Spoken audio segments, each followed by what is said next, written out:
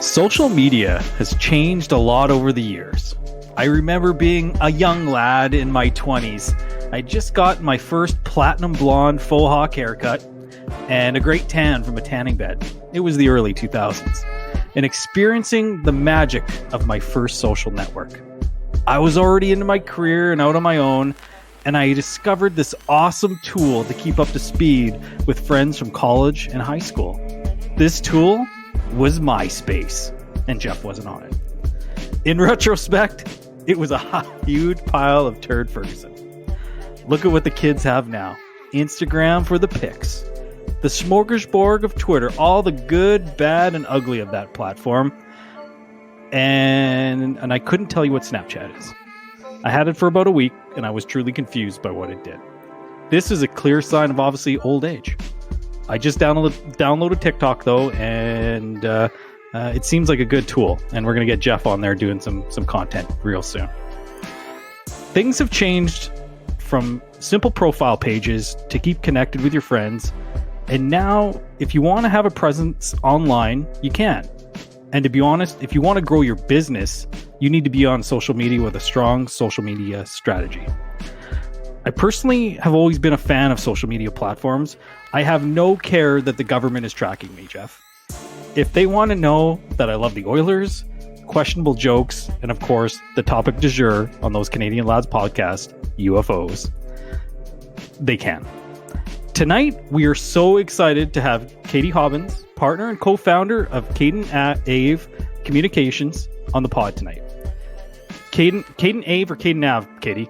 It's Kaden Ave. It's our fault. Okay. We thought we were being so slick by like making it look like Kaden Ave, but that's just what everybody calls it now. So. I've screwed that up so many. Everybody does. It's fine.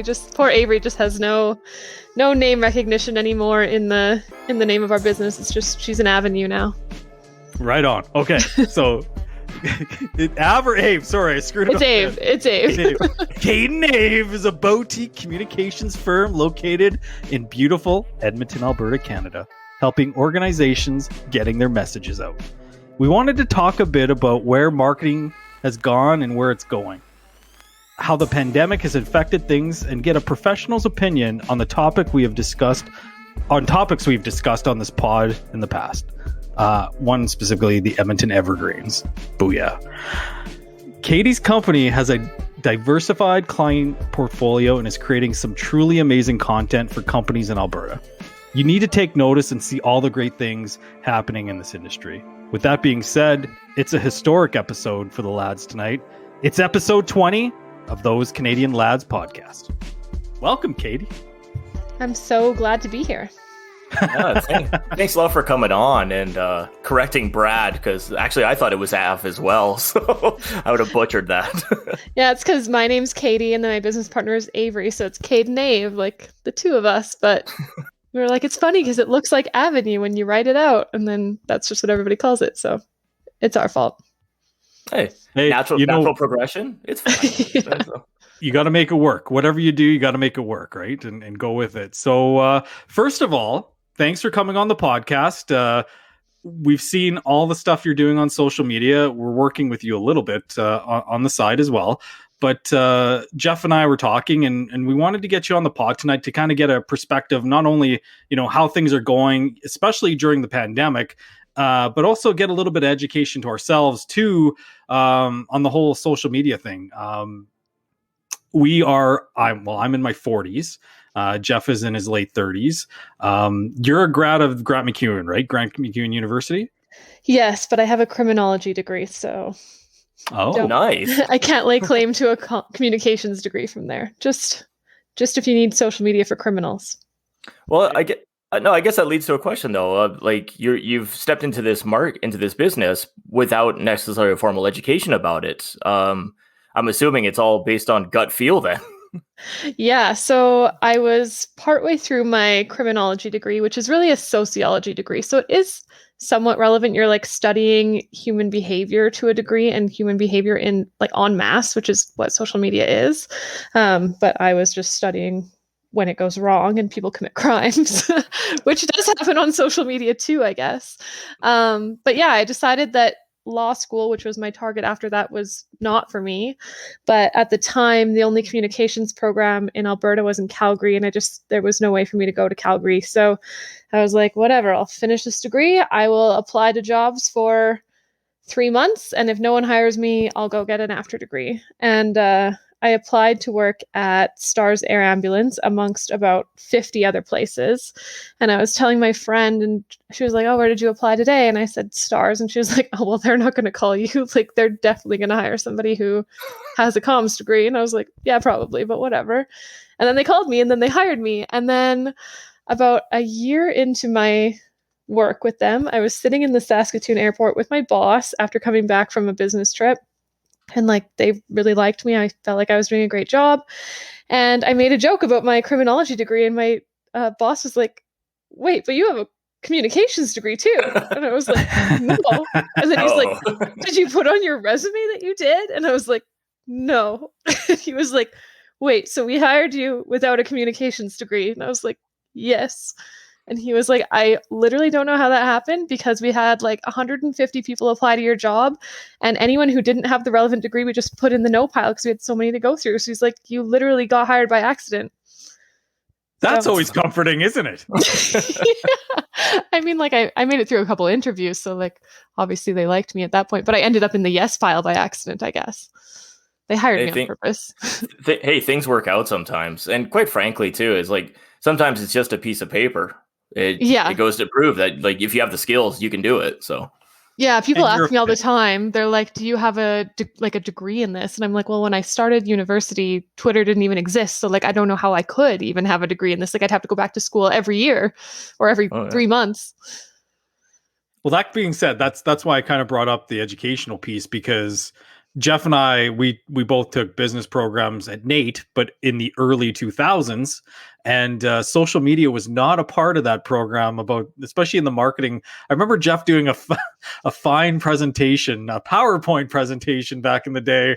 I forget the topic, but I think I was laughing in the background. So I think that's when I insulted a few other students in the auditorium, probably. But you did insult a few people, yeah. But that does kind of go to prove how things have changed. We're all talking about when we were in college or university, and what we're marketing on and what we're looking at for information didn't even exist. Mm-hmm. So there's been a big change when it comes to that type of stuff. Totally. Like, even when I first worked at STARS, that was 2013, and I was 23, and they were like, I think we should probably get an Instagram page. We don't know. We have Facebook. Maybe like we should do this. And they were like, you're 23, so you probably know what you're doing. So here you go. And I was like, okay, this is a fun work project, I guess. So like, even just how many years ago? 8 years ago, like, businesses that now, like, social media is like their bread and butter. Like, STARS does so much storytelling and fundraising on Instagram. Like, 8 years ago, they were like, I don't know, should we do this? It's wild to think how much it's changed. I guess, like, it leads to the natural question: is the traditional marketing in newspapers or even television, is that going to the way of the dodo? Is it going to be online and social media only going forward? I don't think so, as much as I am kind of like a pushing that of way. Like, yeah. Some traditional marketing, I feel, is just salespeople trying to meet a quota, like billboards. I'm not sure that anyone ever gets good value out of a billboard, but I do think that there is still merit in like a traditional media release, and then like getting an interview from somebody on the news. Like, that still does seem to track with like social media follows and likes and traffic to a website. So I don't think it's dead. I still think don't ever buy a billboard. I can make that money go way farther for you with social media advertising, but I do think that traditional marketing is still relevant. Okay. So going on into business for yourself, and obviously, you know, trying to grow your own, you know, communications firm with your partner, you know, how has that kind of gone in the realm of like, it's confusing for me because I've started to, as kind of my social media experience has gone. Why are you laughing at me, Jeff? I'm confused. Well, I'm an old man now.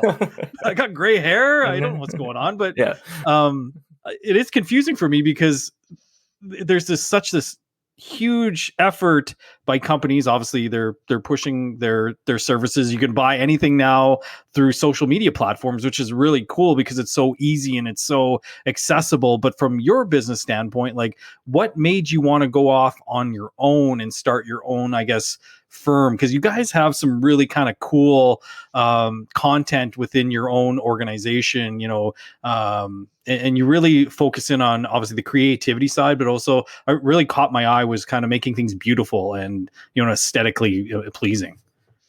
Yeah, I have always been like a creative person, which is kind of why I didn't want to sell my soul and go be a lawyer. I needed something that was like always a challenge, but still I could use like my creative brain. And so that's kind of what drew me to communications. And then as I was working as an employee, after I worked for Stars, I worked for an auto group doing a lot of digital advertising for them, which is just convincing people to buy cars. I had a lot of friends. It was just kind of like the timing of the moment. Like other people with their businesses were like, hey, you do like Facebook at work or something, right? And I'd be like, yeah. And they're like, can you just like help me set up my business page? Or like, is this even a business page? I don't know what I'm doing. And I'd be like, yeah, sure. Like buy me a coffee and we'll figure it out. I can set it up for you. And like, so at first I didn't even really realize it was like a revenue stream that I could monetize. And then I met Avery, my business partner, and she was telling me, she was like, oh, my neighborhood that I live in was looking for somebody to run the social media. And then now they've like hired me on because I did such a good job of it. And like, I don't know what to charge them. And I was like, oh, I don't know. Like, this is kind of what I'm doing. I'm charging people like a coffee, but maybe we should start charging people money for this. And so then basically we both just started separately, like just seeing what people would pay us. Like, I don't know. I don't think I ever did like a proper cost analysis. I was just like, here's what I think is fair. Please don't say no. And then like my fourth client that I ever got on my own, I pitched them like so high compared to all my other clients, just because like they were a big organization. And I was like, I'm just going to shoot for the moon on this one. And they didn't get back to me for like 3 months. And I was like, oh man, I screwed that up. Like, there's no way they're going to call me back. And I had given them like 3 tier options. And each of the 3 tiers, I was like, these are all way, like, so much money. Looking back on it now, it probably was a fair amount. But at the time, I was like, this is crazy. Nobody will ever say yes to this. And then they called me one day when I was driving and they were like, hey, sorry it took so long for us to get back to you, but we want to go with the highest amount. And actually, can you tack on like a little bit more work? And like, what will that cost? And I was like, what? And so then I called Avery and I was like, I think I can quit my job. And so, yeah, then I quit my job.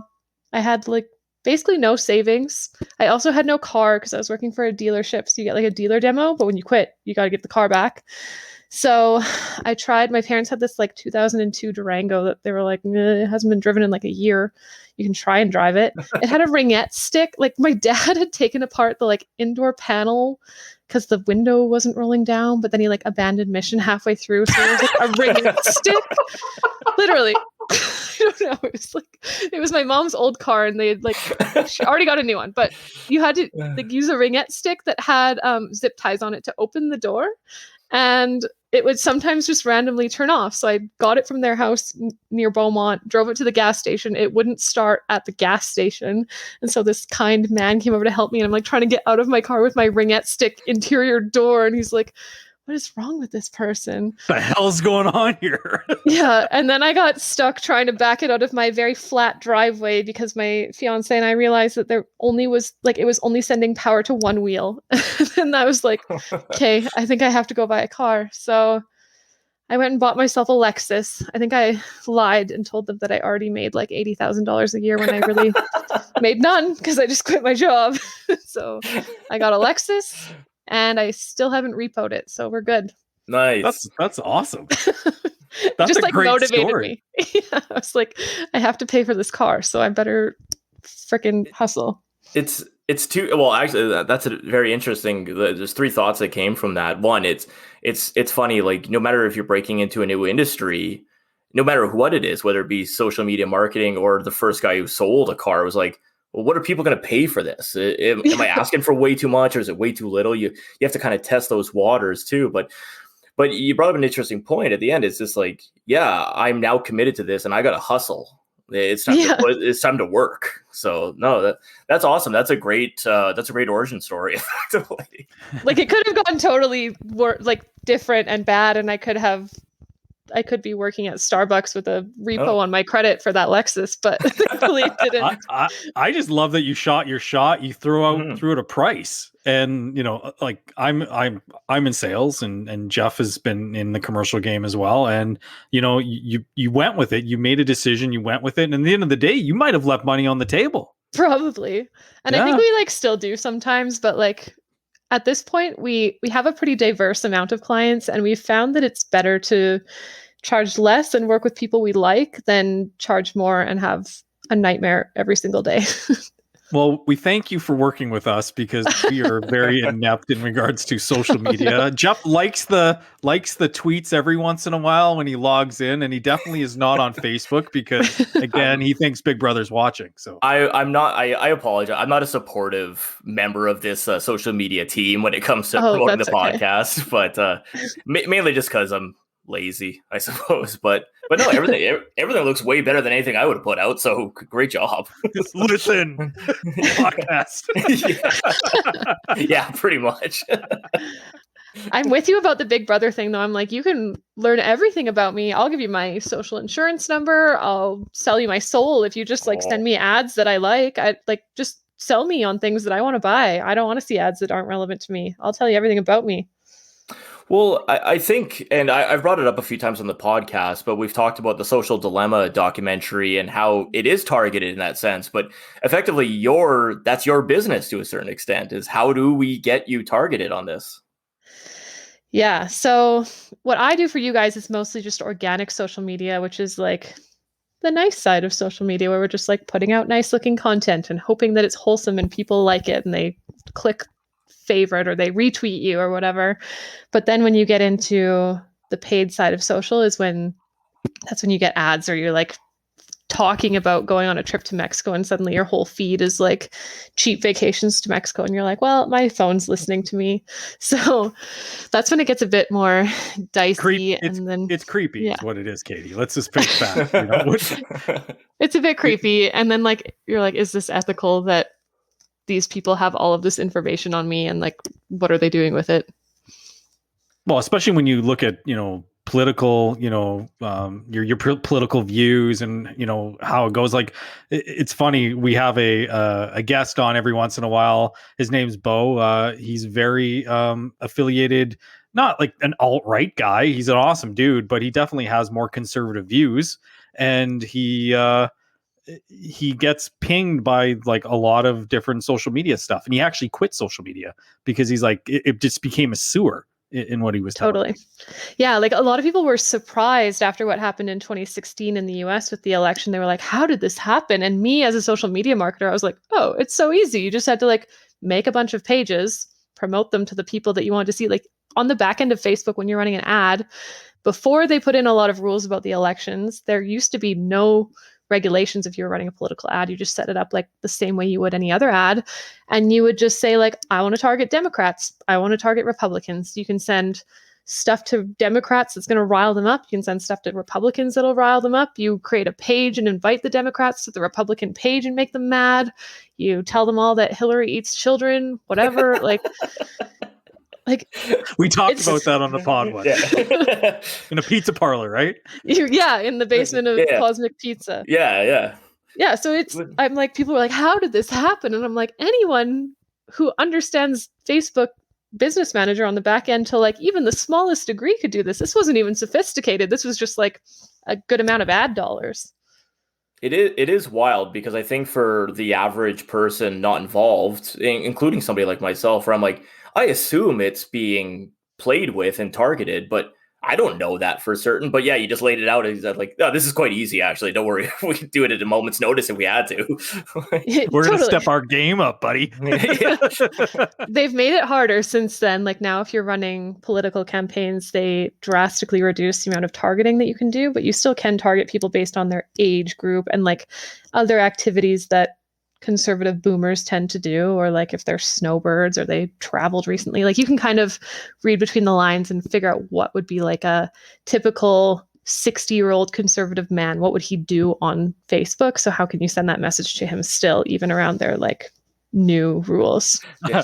You're gross. It's like, I'm not. Probably true. Yeah, it's probably true. But I guess that leads to like an interesting thing. So it's like obviously you have the ability to target anybody and everybody across any spectrum, ideology, anything you want. And it's just like, is there you kind of explained properly targeting these people, but is it just like a free for all? Like, hey, we're just targeting whoever we have to kind of get our message across. Is that just kind of the lay of the land? Yeah. So like some people will just, if it depends on how much ad budget you have. Like if you have $50, you can reach a couple people. If you have $50 million, Facebook will let you spend that much too. And then you can reach a lot of people a lot of different ways. So there's like different ways to kind of like structure an ad campaign. Some people just like spray the messages wide as they can and hope for the best, or you can like A/B test your messages. So you can like put out 2 ads that are almost the same and then basically use like the scientific method to change like one thing of this ad, and then you have like your control group and your experimental group and you test them. Like there are really, really talented ad buyers doing really cool stuff for brands like Nike, or like, I don't know, those pans that I always get advertised, the one pan or whatever. Like there are people who are very good at targeting people, and that's the part that I appreciate. I'm like, okay, this is a very talented ad buyer who knows exactly what I like, exactly what I've already bought, and what websites I've been to, and like what my likelihood is to be able to even like afford what they're advertising me. So I do appreciate that part of it, but I do recognize that like the political side of it is dangerous. Game respects game. Yeah. Are we waiting for a question from you, Jeff? No. I'm just trying to, see where this is going, because I do have some questions around like, you talked about getting in the game on the marketing side, and if you had a dream client, what would that be, and how do you think you could affect their brand? Oh, that's a tough question. A dream client. I don't know that I have a specific industry, but I like anything that's like visual. So if they have like a visual product that is like, that they care about it being like beautiful looking, like, I don't know, something artistic, or like even a clothing brand or something would be super cool.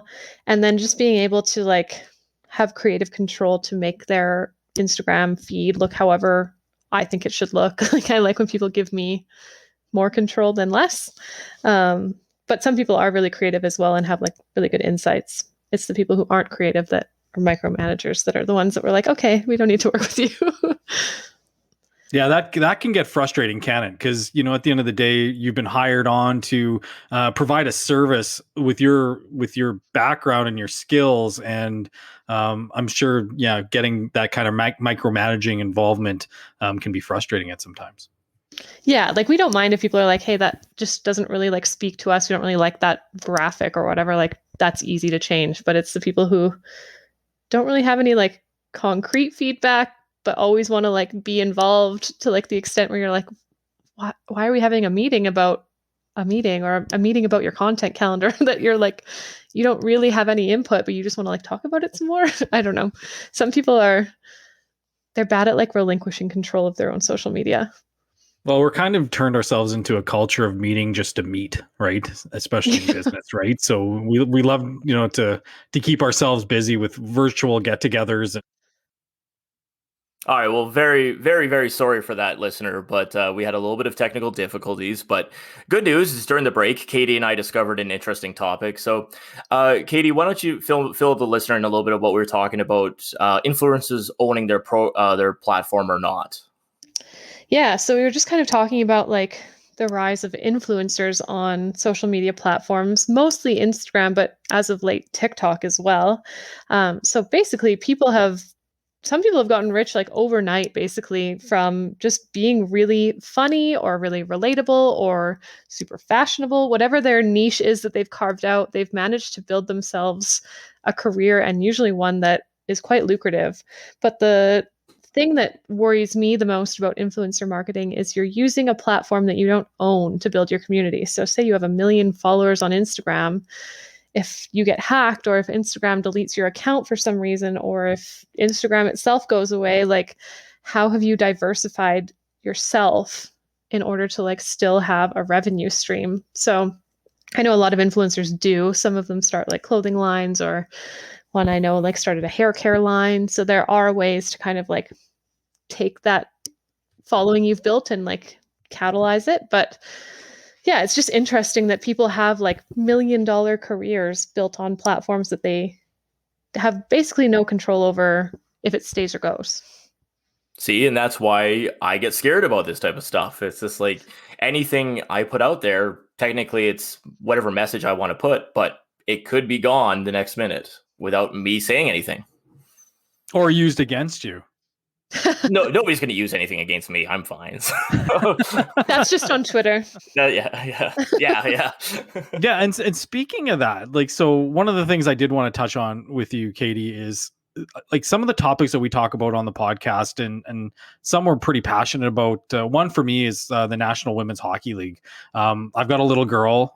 She plays hockey. I want to see her have opportunities that men have, essentially. Like, she sits and watches Connor McDavid and the Edmonton Oilers, and she says to me, well, one day I want to win the Stanley Cup. And one of the things that I guess has frustrated me as not only a father, but a fan of hockey, is that the National Women's Hockey League hasn't done a good job of getting their brand out there. For a prime example, they utilize Twitch as their broadcasting stream for hockey games during their last bubble hockey session during COVID here. So obviously it's not the most great opportunity to go and promote a brand during a pandemic, but it was frustrating for me because as I'm getting a young girl into the sport of hockey, just the amount of the failure in the marketing for me, from what I see is frustrating. And, as someone who's a professional in this field, and maybe it's a topic that you haven't even thought about, or maybe it has, but maybe what are some of your thoughts in regards to, the promotion of women's sports as a whole, I guess? Yeah, this is a topic that is kind of near and dear to my heart as well. I used to be a hockey writer actually for Hockey's Future, which is a now dead hockey blog. Yeah.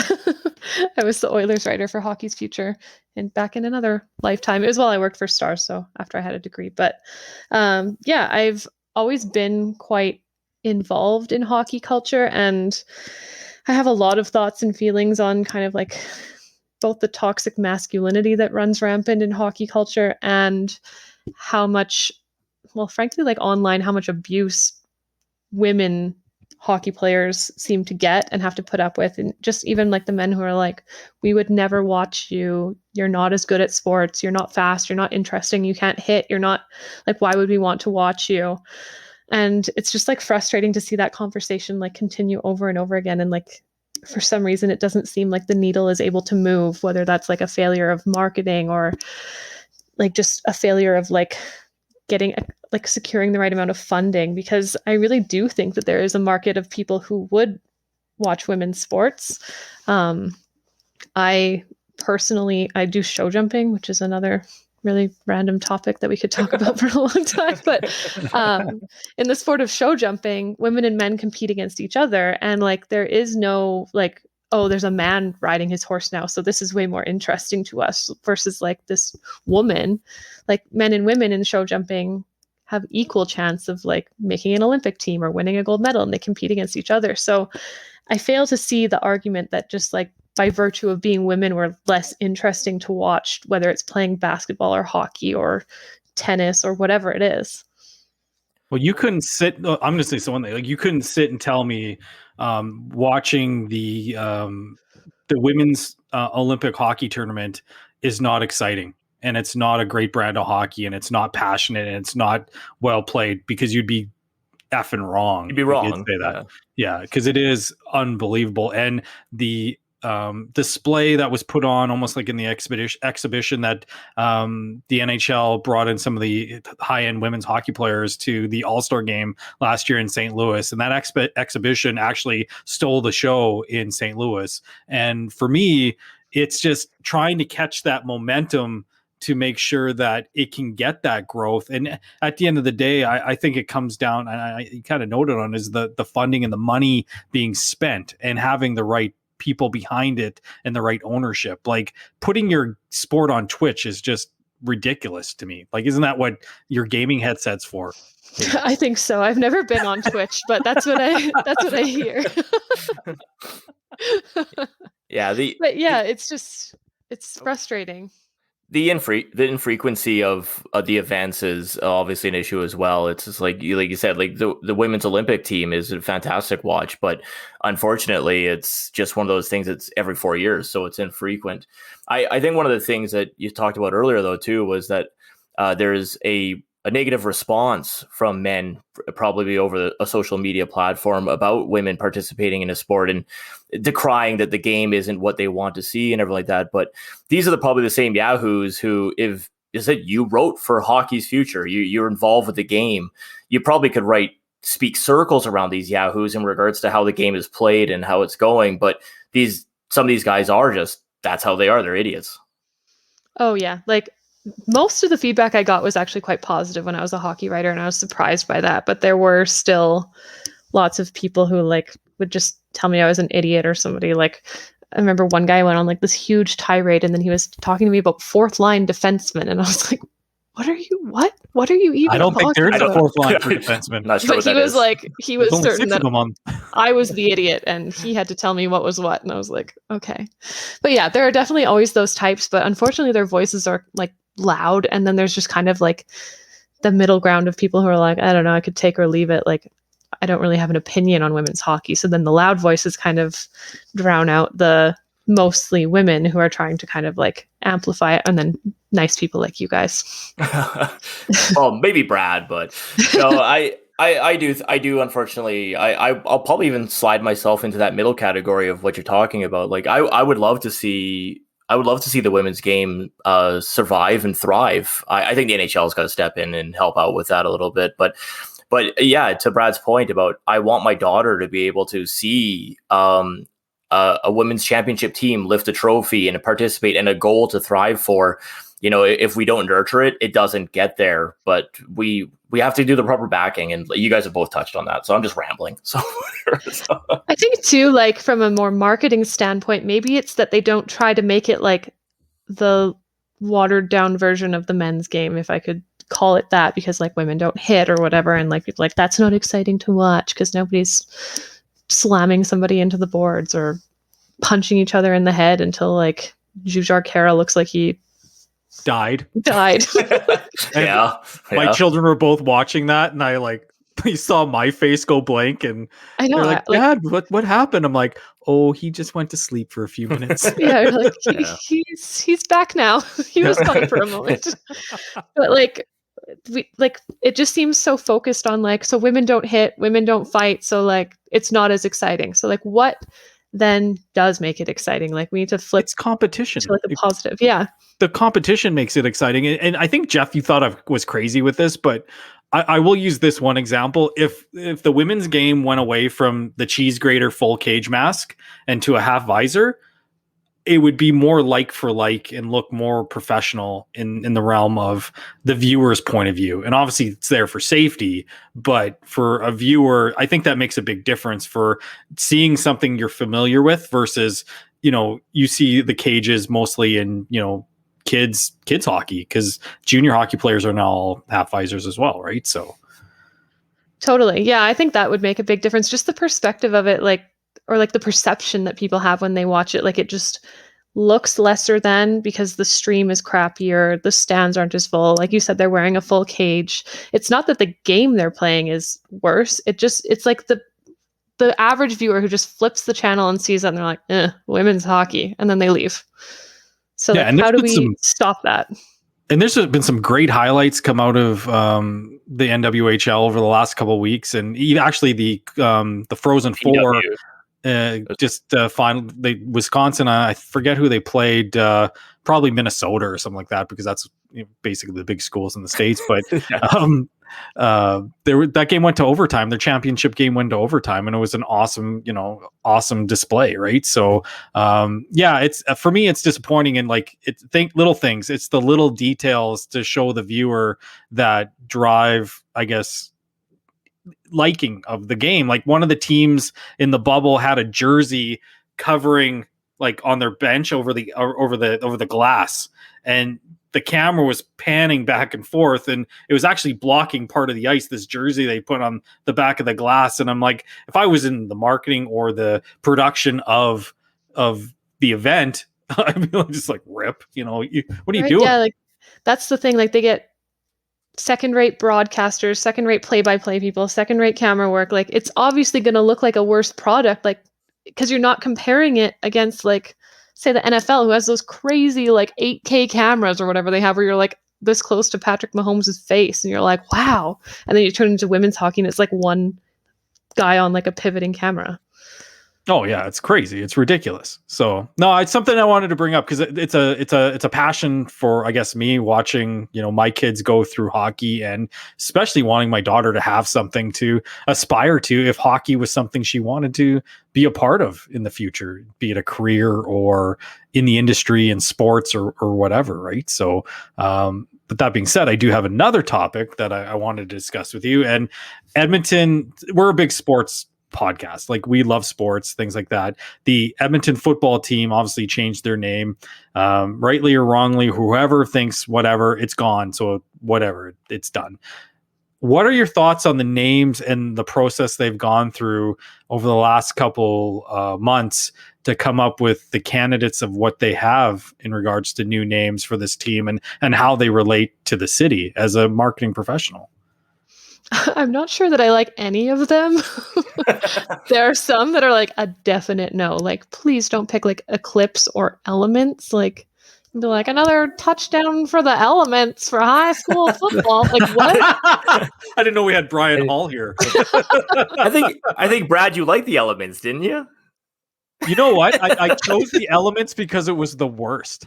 Oh, yeah, you did. Yeah, you did say that. Yeah, I was just trolling the Eskimos. I'm like, okay, you gave me shit, so I'm giving you shit back. Here you go. It's I'm picking the Elements, but my true pick was the Elite. I wanted something that responded to, I guess, the success the team has had in the past, and it's kind of cocky, it's kind of confident. We're the Elite, the Edmonton Elite. So, and then so back to Kady though. She was commenting on it. Jeff? Yeah, my picks. I think I didn't mind Evergolds if we're going to kind of go down that route, because they're talking about how like they've won so much, so like they're Evergold, and I guess it's kind of like Red Blacks. Like, what the hell's a Red Black? I guess we can be Evergold if they can be Red Blacks. I don't really like that name either. But then I feel like Elk is kind of like the front runner. Like a lot of people that I know that are like Low Tide and people who have been in the sporting world for a really long time were like really gung-ho about Elk, and I was like, why? Because we have them? Like, it just doesn't sound like a very like... They're not even a predator. No, that's the thing. Like, they're just like, I'm an elk. I'm wandering through the forest. Like, I don't know. I guess it's unavoidable that they screwed this up. Then this is going to be a bad unveil. How is there? Can you save it, Kady? How would you save it? Can I save it? Yeah. Hopefully, Low Tide doesn't get mad at me for throwing him under the bus for living in Edmonton Elk. But he doesn't listen to this. Yeah, don't worry about that. He's never going to listen to this. Maybe he will. Low Tide, she said some shit about you on this podcast. Tweet. Maybe he'll listen. Maybe that'll be in my content calendar for next week. There you go. To fix it. Oh God. I don't even know. How do you fix garbage? Yeah, and like, is the CFL even going to like be functional this year? That's the other problem. Yeah.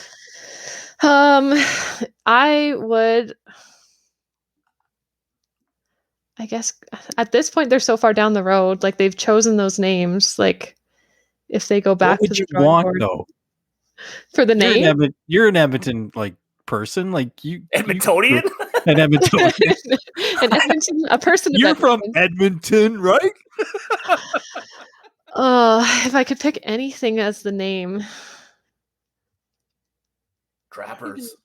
The Trappers. The Trappers, yes. Trappers. Bring back the Trappers from the I 90s. just keep pushing for the Trappers. So Yeah,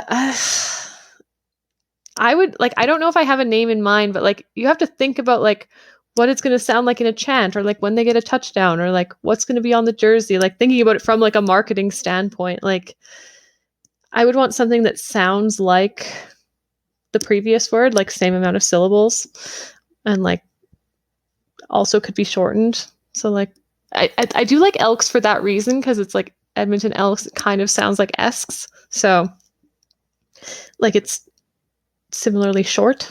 I think that's the exact reasoning I gave. Energy, though. Yeah. We are the hub of Canada, buddy. Cares.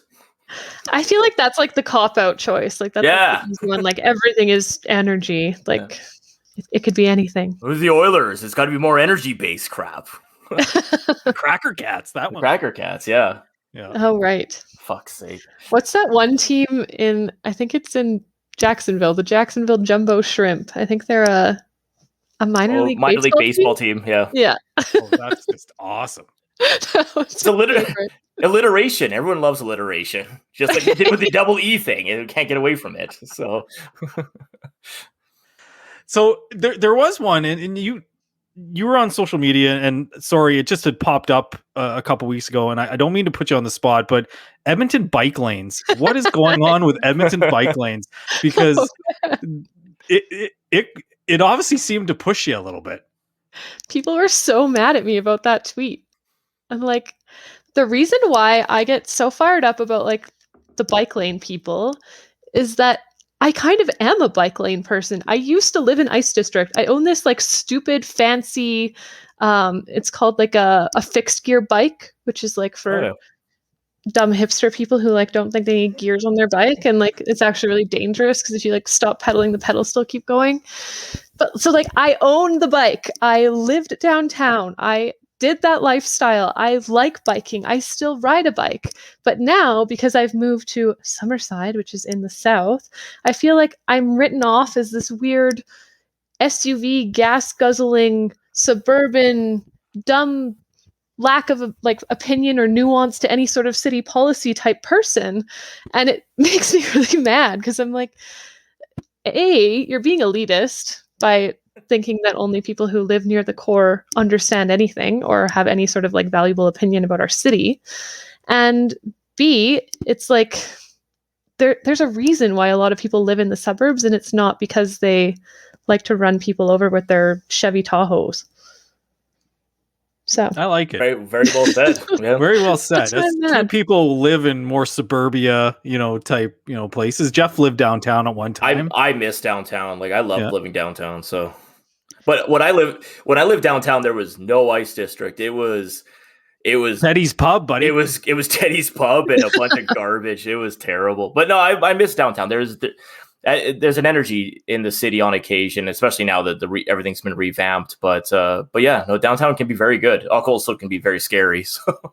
Totally. And like, I feel like the people who are like pro bike lane all the time, no room for like any other discussion, miss the nuance of like racialized people are a bit afraid to take transit because you might actually get punched in the face or like a racial slur said to you. Or maybe there's the mom who has 2 kids. She's a single mom and she has to get one to school and one to daycare. Do you think she's going to hop on her bike then to get to her shift at her job, where if she's not there at 8:00 on the dot, she's going to be reprimanded or fired? Like, that person cannot ride a bike in -40 when they live in Allard. And they don't live in Allard because they're rich and spoiled. They live in Allard because they moved to Canada 5 years ago. They have no Canadian credit history. They found one rental that's big enough for their family in a place where the square footage is affordable. And that's why they live in Allard and they drive a car. Like, we kind of hit it on the head. It is Edmonton. And I think you should be on the podcast all the time, Kady, because we talked about that exactly thing. Is Edmonton, Alberta, it's -40. It's still cold out, in March. We're praying that it's going to warm up so the backyard rink thaws out right now, but that's another topic. But that being said, Edmonton is not built. The roads crumble just every year. It's not built for this type of culture, essentially, right? Of a biking, whatever you want to call it culture. Well, I think it also hit the nail on the head. It's not applicable to everybody's life. If you're getting kids to and from and you're in and out of the core and all that type of stuff, and as somebody who took ETS for about, I don't know, 12 years, it's a pain in the ass, and it is a difficult it's difficult to get around the city. Like, I remember going from the West End to even my high school. It was an hour and a half bus ride. It's absurd. So don't throw money into a bike lane. Throw it into the enhancement of the transit system, since there's enough people that have to use it. Totally. I think we need to tackle our transit issues before we start. I like having bike lanes. I think bike people deserve to be safe on the roads, but I think transit is our more applicable. No. No. We are anti-bike. Like yourself, when I lived downtown, I did used to bike everywhere I went, but like I just hop on the street, and yeah, you get a few J days that are riding your tail on it, but that's part of having a bike, I guess. It's the risk. Yeah, like it is the risk you run a little bit. Like, you don't need to get run over. Like, people can be courteous, I think, but more people are going to benefit from an enhanced transit system than enhanced bike lanes, in my opinion. 100%.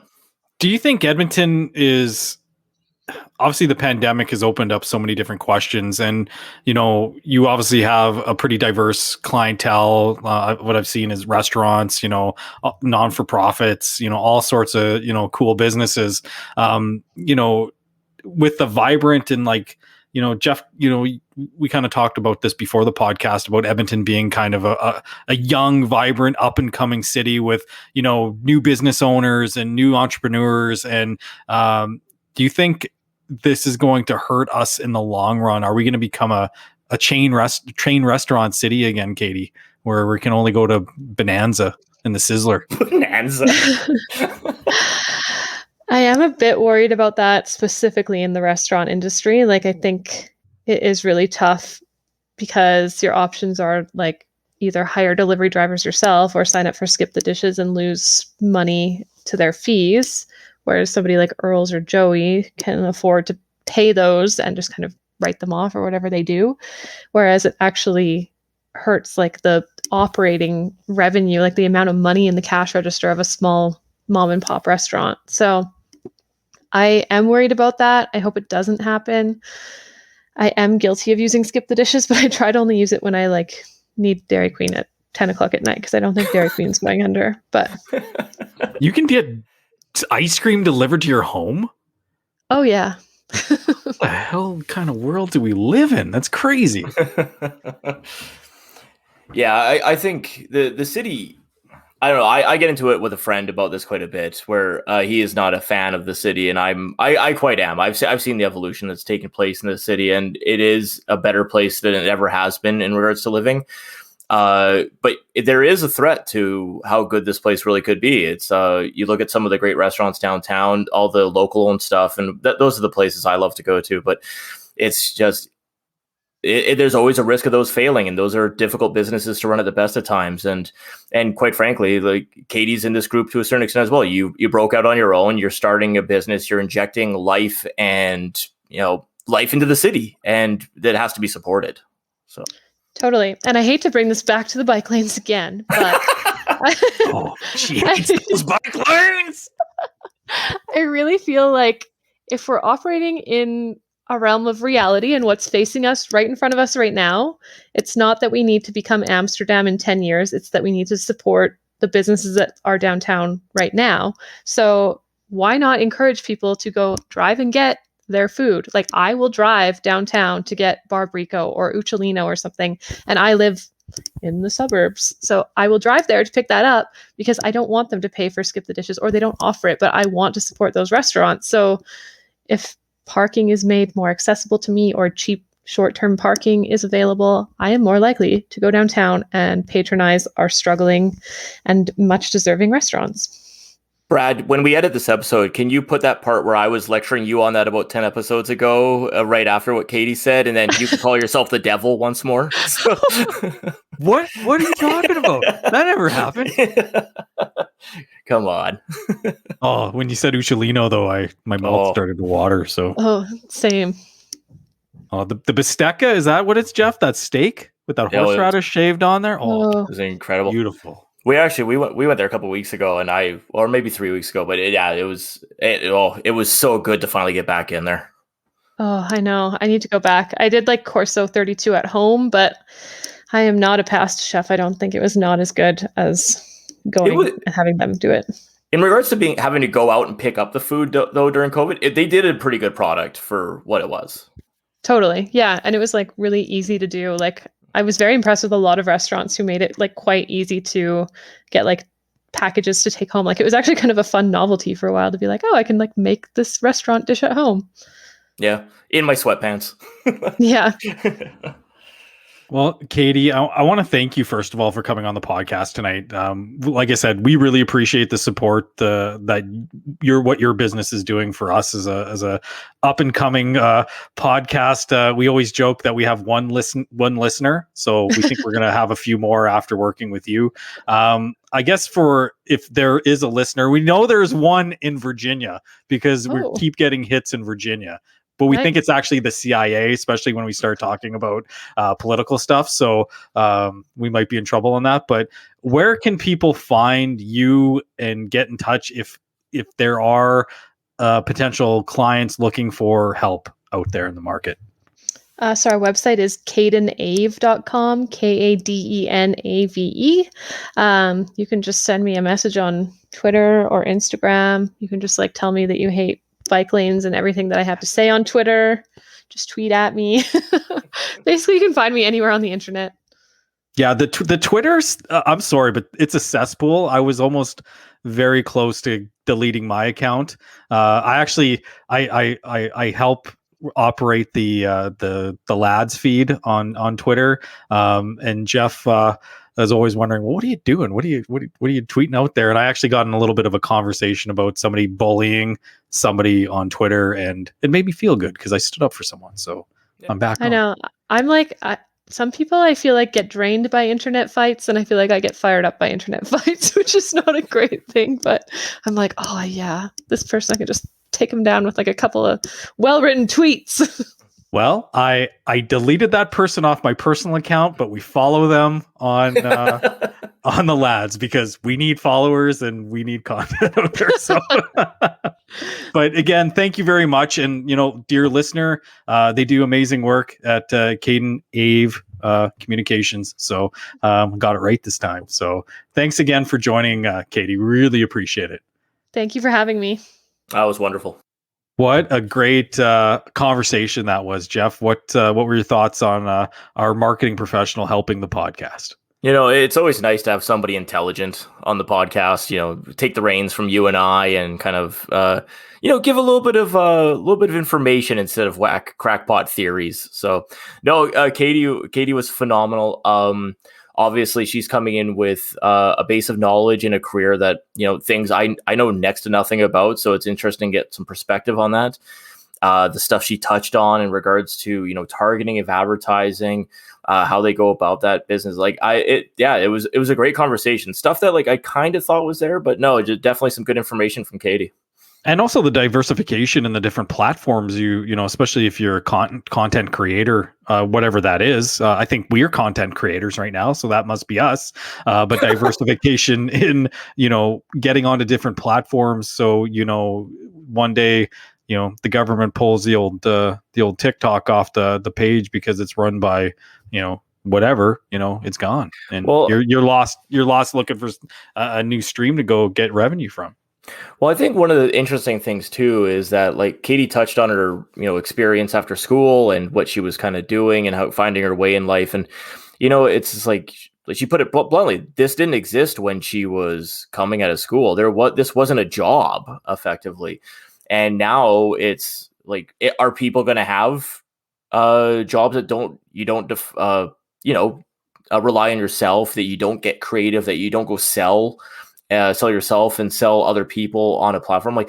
This is cutting edge in regards to how careers are going to look in the next 100 years. And I know we were joking that I was confused by it, but that's why, because this wasn't when we were going to Nate, this wasn't an option. It wasn't even invented yet. It was, it is truly amazing the organic growth of social media through the internet, and then also the amount of this the change in careers and the opportunity that's been created out of it, just by having this, these platforms to sell your business, right? And from what I see, they're doing a fantastic job. Yeah, no, as I said, like the content they've put out for us, I obviously when we brought them aboard, I had to go check out their stuff. The creativity behind their designs and everything, like even just as simple as the logo, it's clean. I like it, and I do appreciate when people get that opportunity to be creative in their careers. So that's an outlet that I think a lot of us just kind of ignore because we're so cookie cutter at work or our careers or even in our home life. When you get that creative outlet, I think that's good for the soul. It's good. Well, and like we said on this podcast, this is a creative outlet for us, so it is good for the soul. We talk about that. Being able to put out this podcast for whoever's listening, we enjoy it. We enjoy having the conversation, and we're learning lots about a lot of different new topics, and one was tonight, especially around the social media marketing game, right? So, and getting to know somebody new, right? Stepping out of our network of people and bringing in some new guests, and I thought that was a fun interview, Jeffrey. It was very nice. No, it's definitely, it's a perspective that if you had told me 21 episodes ago, before we recorded the first, that we would be learning some of this stuff, I would have said, nah, there's no way. It's just going to be us droning on. So no, it's pretty wild, all things considered. So, well, that being said, let's drone on for a few more minutes because there are a lot of different cool topics going on. I know there's one you wanted to talk about specifically around the National Hockey League and our favorite friends in the game, the referees who love to give me heart palpitations all the time. So what were your thoughts on Mr. Tim Peel getting essentially fired a month before he was going to be retired? Well, is there a ref that deserves it more? The guy's got a bad reputation, but one of the things that just drives me wild is, first off, this is similar to my political thoughts in regards to MLAs traveling for Christmas. I understand you're going to call penalties against teams you don't like, or call penalties for teams to get a team you do like on the power play. There's a human element to these guys, no matter what. The fact that you're so stupid that you would willing to vocalize it with a mic nearby you. What is wrong with you? You deserve to get fired alone for that. Now, the other thing immediately I was drawn to when I saw this story effectively last night and into today is immediately I was drawn to the memories of Tim Donaghy, and I'm sure I butchered his name, but is the NBA ref who was effectively mobbed up and was calling games and betting on those games. This guy effectively probably pushed the Lakers into the NBA Finals over the Sacramento Kings by, a ref can affect a game. And one, for the sanctity of the game, it's a crime. Two, as somebody who gambles, fuck you. I need to be on the inside track if you're going to do bullshit like that. I do not appreciate that. You know what, though? It really throws into question the legitimacy of the sport when you have referees, which is now clearly, this is not a one-off. That's not a Tuesday night game between the Nashville Predators and Detroit Red Wings. It doesn't matter. Garen fucking Teed, these guys have, they talk in the room. They talk about players they don't like. They're human beings. Right. You hear it all the time in all the sports radio. Wow, the young players, they got to, gain the respect of, the league. And, you get calls as you get older with it. A prime example is Connor McDavid getting mugged every other night, as the star. And we go back to marketing as the star product, as one of the top products in the National Hockey League, not getting the right amount of calls. I don't care if he's getting all the calls, the majority of the calls. He's not getting all of the calls because that guy is hooked and grabbed and obstructed left, right, and center every single night. And I'm an Edmonton Oilers fan, and I'm a huge homer, and I know that, but you can't tell me as an outside fan, be it listening from Calgary or Winnipeg or any other place that you're listening to the podcast from, that is not the case, because it's been the case for years. They used to mug and grab Mario Lemieux. It happened to Gretzky. One thing Gretzky did was bitch, whine, and complain, and it worked for him. Yeah, you get that reputation, though, that comes with that, and it's a choice. I'm sure lots of players have reasons to voice their concerns to referees, and they're just like, it's not even worth it. So it's too bad for that. But, it is one of those things that, sport is near and dear to my heart, and I know it's near and dear to your heart. Sport, no matter what it is, effectively is pure. If you are the best athlete, if you're the best player in your game, if you play the best you can that night, everything works out for you. There's nobody chooses a player based upon any other attribute other than the fact that they are the best player in that game, and that's who you want on your team. Whatever the scoreboard shows at the end of the game, that's the sanctity of sport. And when you have undue influence by referees or anyone else, fact of the matter, of somebody throwing the game, which I know is a big controversy. It can be a big controversy if you're thinking about when the Sabres were trying to dive for McDavid, and it didn't work out in their favor anyways. But it's like, for the rest of us who are going to sport for a pure experience, it's disappointing. And a guy like Tim Peel or Tim Donaghy, I'm sure there's tons of other examples, but it's very disappointing. It ruins the game for you. Yeah, it taints it. It's a stain on the game.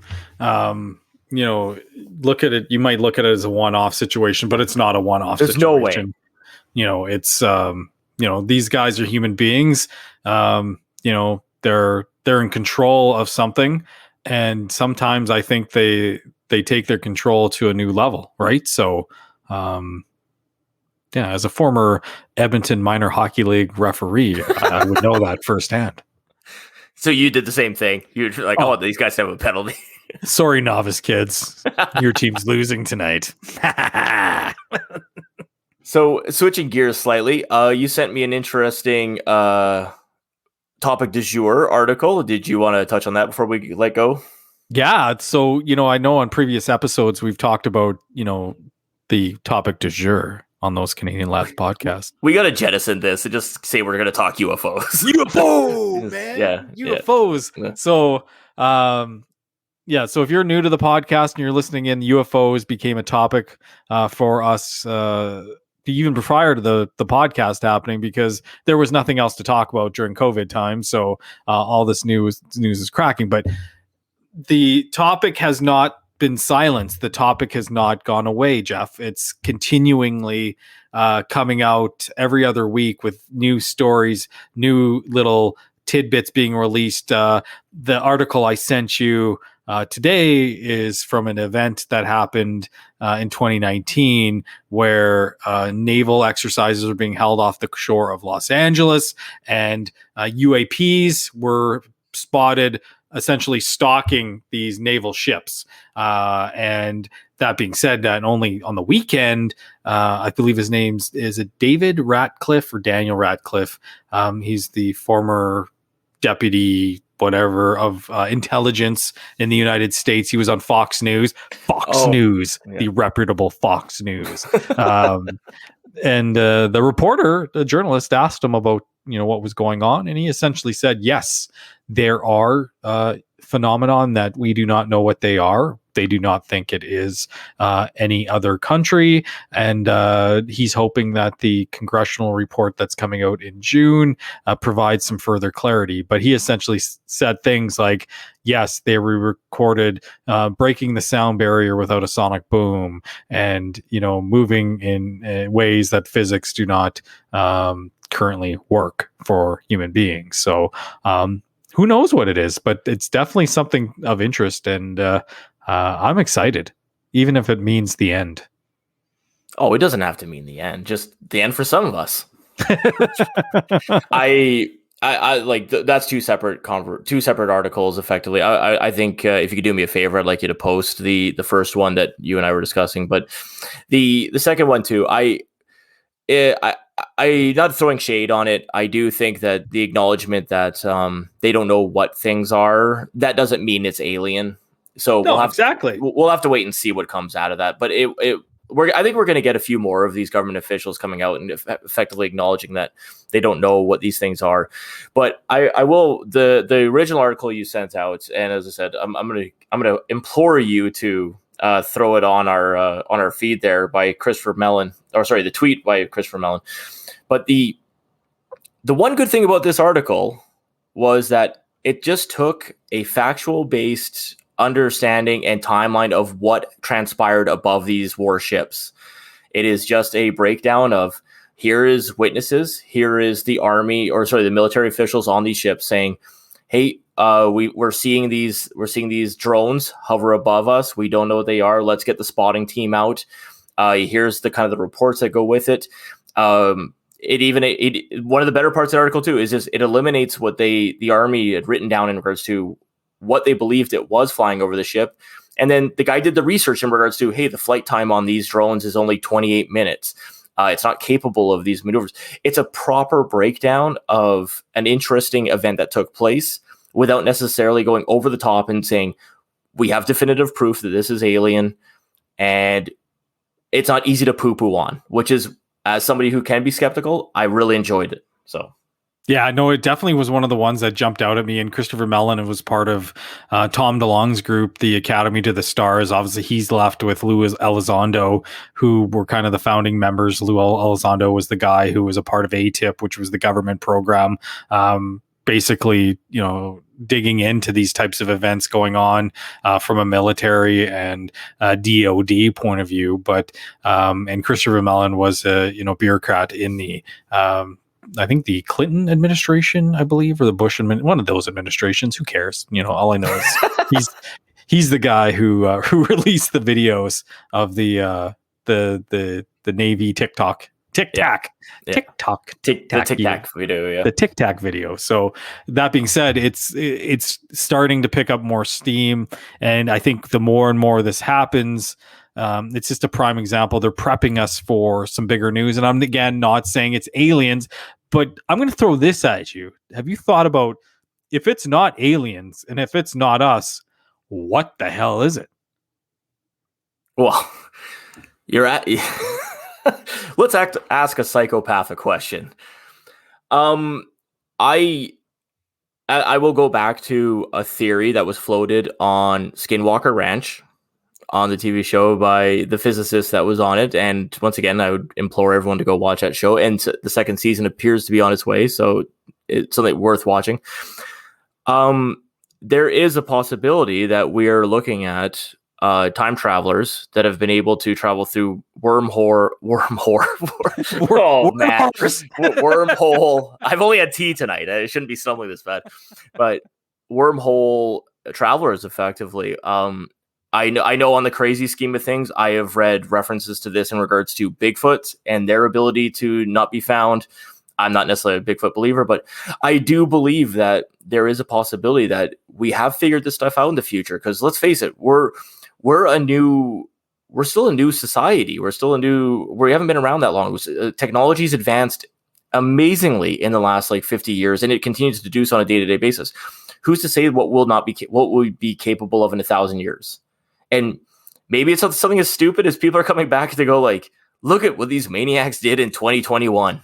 It's nuts. So that's a crazy crackpot theory, but I'm of the belief that it could be a lot of different things and a lot of things we haven't even considered. Voyeurs. They're voyeurs. Yeah. Yes. Yeah. They got tired of internet videos and they've traveled back in time to create their own. Very. So what are your thoughts? I don't know. You just let me expose myself. You're gonna go with no. I don't know. Yeah, no, it's probably nothing. It's probably not even real.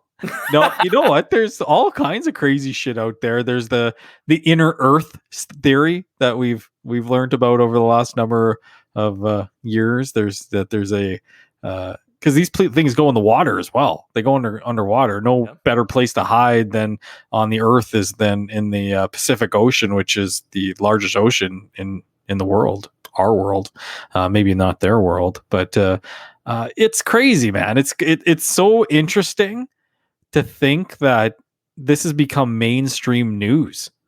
Well, You know, it's funny. Like, I'm not necessarily going to say it was mainstream, but I was watching a thing where a guy on TikTok, and once again, it's like, I got my news from a guy on TikTok. he was explaining how his belief that Mars is the color and state it is because of a nuclear fallout that happened, that society had destroyed itself on Mars, and that's what it is. And the guy, like, he's like, "Whoa, yeah, look what a nuclear winter would do to the Earth, and that's why it's red, and blah blah blah, and that's why the water has been evaporated, dude." And I just love, like, they had like a normal human being just go, "It's iron. The iron is on the surface of Mars because the gravitational pull didn't pull it closer to the center of what it did, like in Earth." And I'm just like, "Yeah, there you go. Reasonable theory gone." Yeah, done. You're done, loser. Yeah. Out. Yeah, and stop going on TikTok and telling people your theories. I stumbled upon it. I didn't go on TikTok. It was embedded in an article I was watching. Because I don't go find those things myself. I Google stuff. Yeah, my goal is though to convert my wife into a believer. She's going to be a believer by the end of this.